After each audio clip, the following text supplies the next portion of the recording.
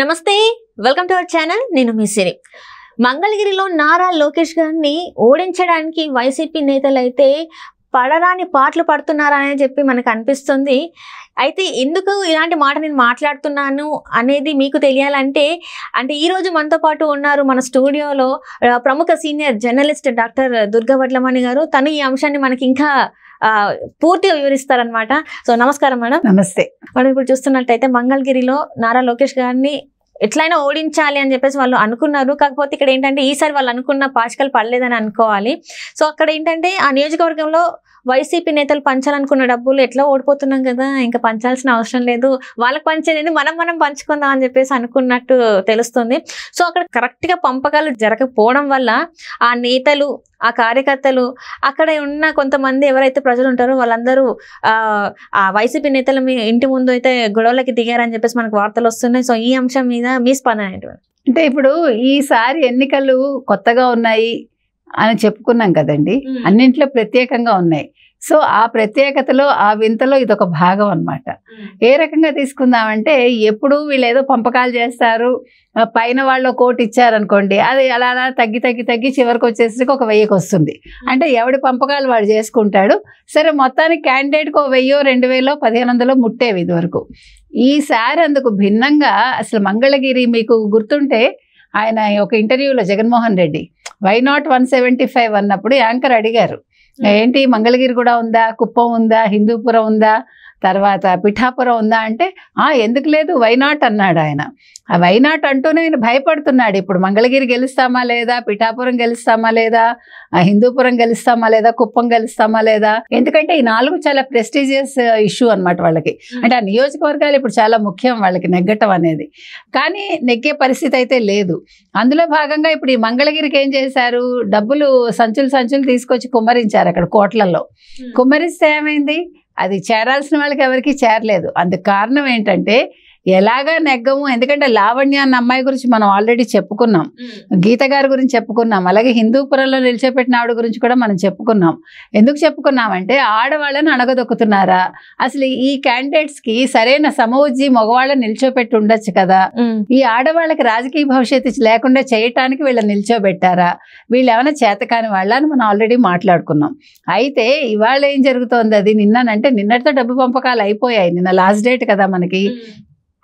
కానీ వీళ్ళు ఏం చేశారంటే, ఈ లావణ్య కావచ్చు, అక్కడ ఉండే అంటే ఇప్పుడు ఎమ్మెల్యే అభ్యర్థి, తర్వాత ఆర్కే గారు కావచ్చు, వీళ్ళందరూ ఏం చేశారంటే, ఎలాగా మనం ఓడిపోతున్నాము, ఇంకెలాగా వైసీపీ నెగ్గది ఇక్కడ, ఈ డబ్బులు పంచటం ఎందుకు, ఊరికేను వాళ్ళ ఓట్లు ఏమైనా చేసుకుంటారని వాళ్ళు పంచకుండా దాచేశారు.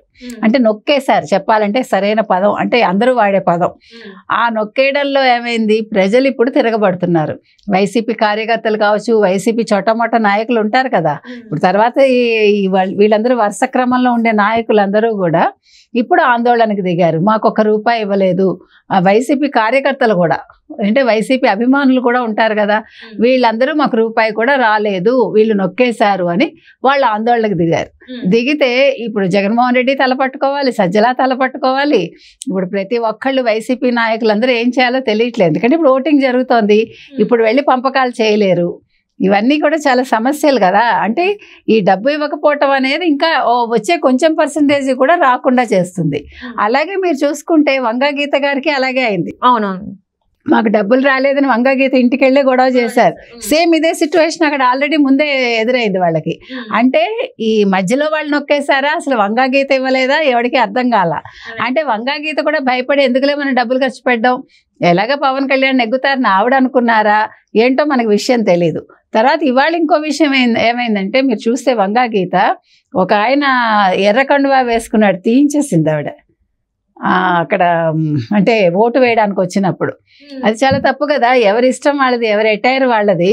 తీయిస్తే ఇప్పుడు అంటే మరి అక్కడ ఫ్యాన్లు తిరుగుతుంటే ఫ్యాన్లు కూడా తీయించేయాలా మరి?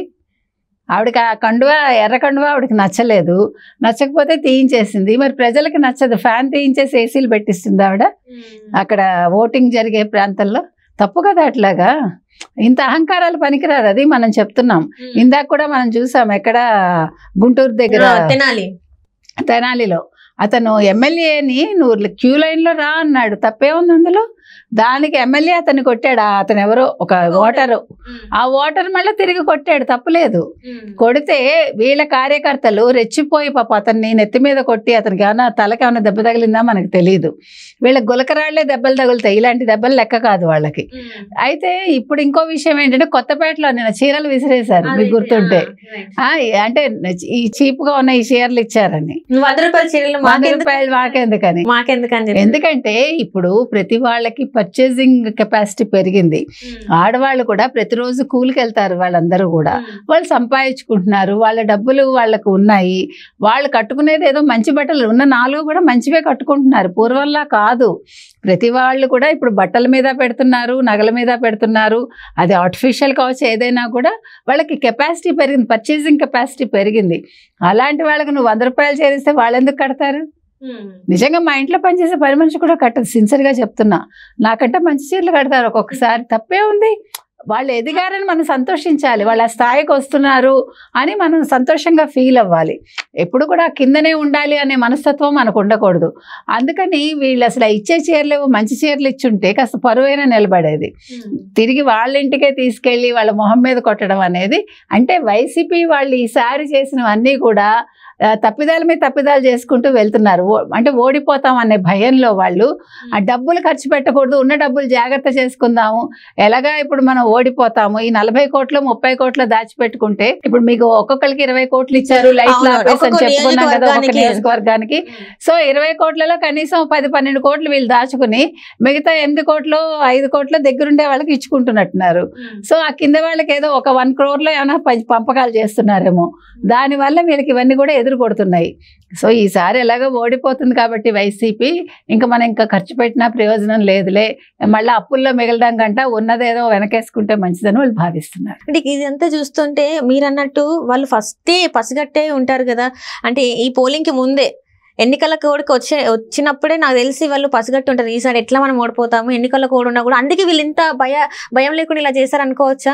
ప్రజల మీద ఎన్ని చూడండి, ఎన్నికల కోడ్ ఉన్నా కూడా చాలా మంది ప్రజల మీద, ఆయన నేతల మీద, ప్రతిపక్ష పార్టీ నేతల మీద కూడా వాళ్ళు దాడులకు దిగడం జరిగింది, ఎలా పడితే అలా మాట్లాడడం జరిగింది. అండ్ ఈ పోలీసు ఎవరైతే ఈ పోలీస్ వ్యవస్థలో ఉన్న కొంతమంది అధికారులు కూడా అక్కడ ఒక ప్రేక్షక పాత్ర పోషించడం తప్ప ఎక్కడ కూడా సరైన యాక్షన్స్ అయితే తీసుకోలేదు. సో ఇవన్నీ కూడా వీళ్ళ ఓటమికి వీళ్ళే గోతులు తీసుకున్నారని అనుకోవచ్చు కదా.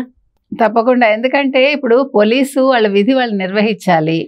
వాళ్ళు అధికార పార్టీ వైపు ఉన్నామని చేయడం మానేస్తున్నారా, లేకపోతే పోతే పోనీలే ఎలాగా వీళ్ళు పోతారు మనకెందుకు అనే ఒక ధోరణిలో వాళ్ళు అలా చేస్తున్నారా మనకు తెలియదు. ఏదేమైనా మీరు చెప్పినట్టుగా ఎన్నికల కోడ్ రాగానే ఒక అవగాహనకు వచ్చారు. పేద ముఖ్యమంత్రి అఫిడవిట్ చూశారు, చాలా పేదవాడు పాప 780 కోట్లు.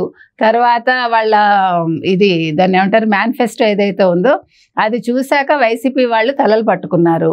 అందులో జగన్మోహన్ రెడ్డి బిహేవియర్ కూడా అందరికీ చాలా అనుమానాలు కలిగిస్తుంది, బాగలేదని. సో అదొక పక్క.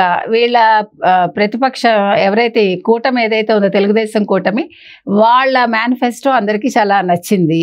సో ఇవన్నీ ఎలాగా మనం ఓడిపోతాము అంటే ఒక ప్రజల్లోనే ఒక చైతన్యం వచ్చి అసలు ఈ ప్రభుత్వం మనకొద్దు, అందులో ఈ ల్యాండ్ టైటిలింగ్ యాక్ట్ అనేది వాళ్ళకి చాలా భయంగా ఉంది. ఇవన్నీ కలిపి జగన్మోహన్ రెడ్డి ఇంటికి వెళ్ళటం ఖాయం అనేది అందరూ అనుకున్నారు. అందులో భాగంగానే వీళ్ళు కూడా ఇలా డబ్బులు ఎక్కడికక్కడ దాచేసుకుని సరిగా పంపకాలు చేయలేదు. సో ప్రజలు కూడా డబ్బులు తీసుకుని ఒక చోట డబ్బులు తీసుకుంటున్నారు, రెండో చోట వాళ్ళకి నచ్చిన వాళ్ళకి ఓట్లు వేస్తున్నారు. చూద్దాం మరి ఎక్కడికి వెళ్తుందో, ఏ రకంగా ఓటింగ్ పడుతుందో మనం 4వ తారీఖు చూద్దాం. Right madam, right. Thank you so much madam.